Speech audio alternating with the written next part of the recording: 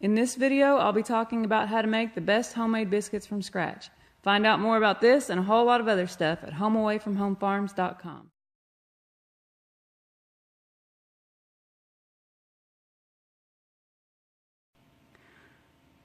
I'm going to be doubling the batch size of the recipe that I just showed you.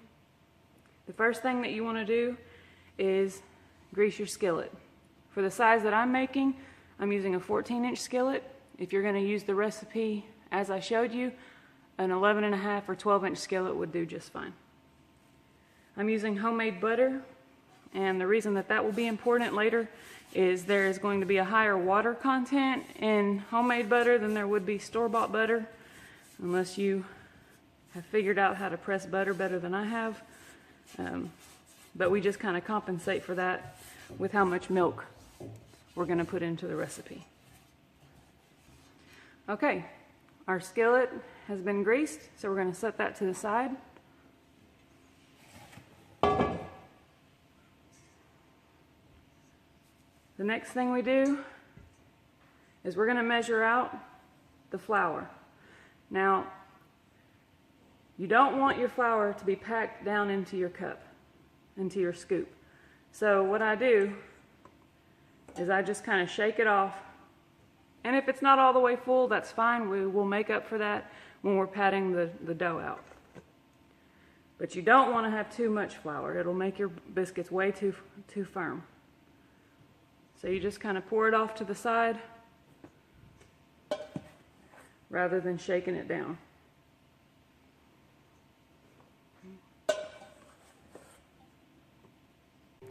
The next thing we're going to add is salt. And for what I'm doing, I'm going to be adding about 2 to 2.5 teaspoons.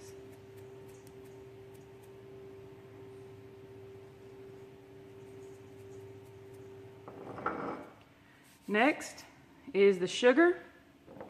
You can make these biscuits as sweet or not sweet as you'd like, but I would suggest for the recipe as I showed you, not to use any more than 1/4 cup. For my recipe, I'm going to be using a little bit less than 1/2 cup. The next thing you want to add is your baking powder. For my recipe, I'm going to be doing about 2 or 3 good-sized tablespoons. About 3 tablespoons. Now you mix all that.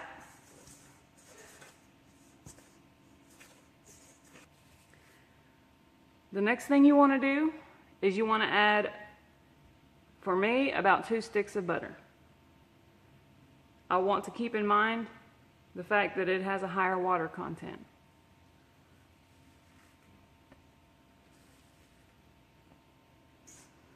I'm going to put in a little bit less than what I expect to use.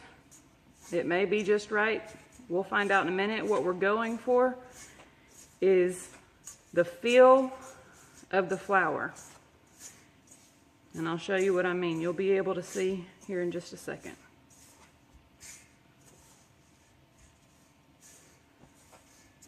Okay, so I have added the first part of the butter that I'm going to add, and I'm going to test it to see if it's where I want it to be. The way to test it is you scoop up some in your hand and you squeeze it. That's a little bit too crumbly. I don't want it to be like wet clay, but I don't want it to be this dry either. So I need to add a little bit more butter.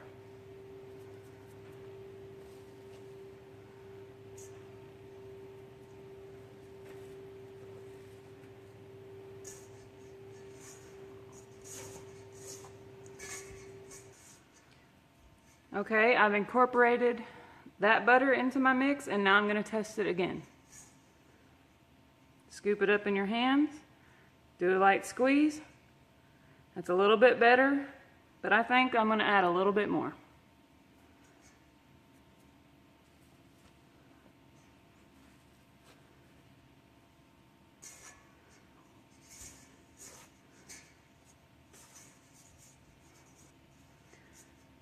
I've incorporated the butter, and now I'm going to test it one more time.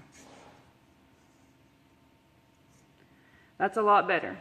You don't want it to be too wet, or you don't want it to stick together just way too much, because if you put too much butter in your biscuits, then they're going to be more compact and less fluffy. But that is a good amount. That's a good amount. Now, once the butter has been added and it has the right feel, then what I'm going to do is I am going to add my milk. Now my milk is, other than my flour, it's the one thing that I measure out specifically. You don't want to add too much milk, because that also will result in you having harder and more firm biscuits. Now I'm going to mix, and this is a very important part of your biscuits. If you want soft, fluffy biscuits, you cannot overmix your batter. You want to mix it just enough so that everything is kind of moistened. It's going to look crumbly at first.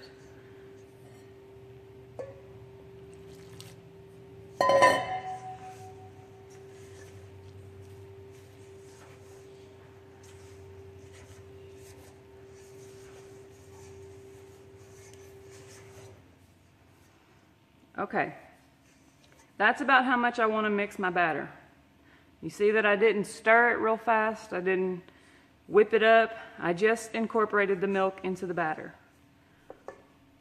The next thing you want to do is give yourself a floured workspace so you can pat out your dough.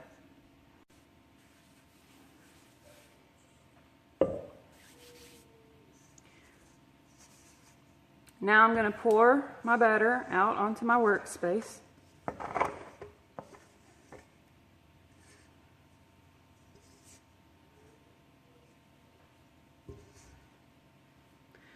You want to keep your hands floured so that you don't have your batter stick into your hands.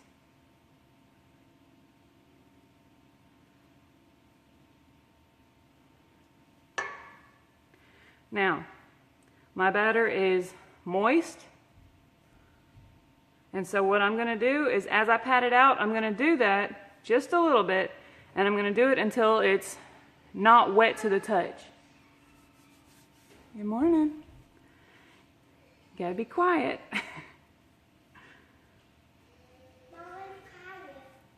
Shh. All right, so now I've patted it out just a little bit. You can see I'm not pressing on it real firmly. I don't want to overwork my biscuits. That's the most important part right now. So what I'm going to do is I'm going to fold it over itself, and I'm going to keep doing that. Pat it down just a little bit. I'm not going to overwork it. If I feel wet spots, I'm going to flour my hands, not the bread, and then I'm going to pat it. And I fold it over itself again, and I feel a few wet spots, and so I'm not patting it down real thin either. Pat it down, keep my hands floured if I need it. And you see it's falling apart, and that's okay. You're just gonna pat it together. You're gonna fold it over itself 4 or 5 times, working it just a little bit until it's not just real wet to the touch. Once you feel good about it, then that's when you do want to pat it down until it's about, I'd say about 1.5 inches thick all the way around. Do your best to not overwork the bread.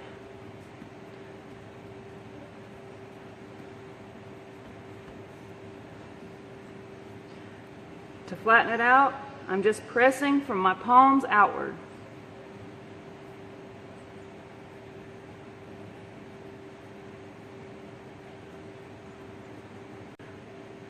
Now that I've got my bread patted out to the right thickness that I want and the right dryness, I'm going to use my flour and my biscuit cutter, and I'm going to start on the edge, and I press down and pick it up.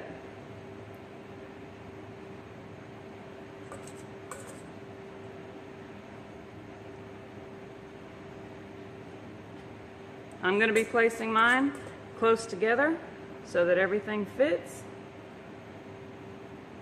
It may not look like it, but this will fill up a 14-inch skillet. Another thing I want to show you is that whenever you have your leftover scrap pieces, you want to form them into the shape of your biscuit, but you don't want to overwork the batter. So what I do is I take a section and I put it in there. Take another one. Let's get a smaller piece. Take another one, put it in there. Another one. And once I have it in there, press it just enough until it takes form.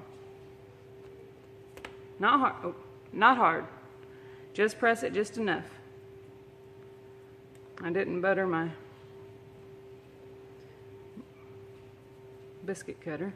But there you go. These are not going to be your pretty biscuits, but they'll be just as good to eat and just as fluffy. Flour your biscuit cutter. Take a piece. Put it in there with another couple pieces. Press down just enough for it to take the shape. You don't want to press hard. Take it off.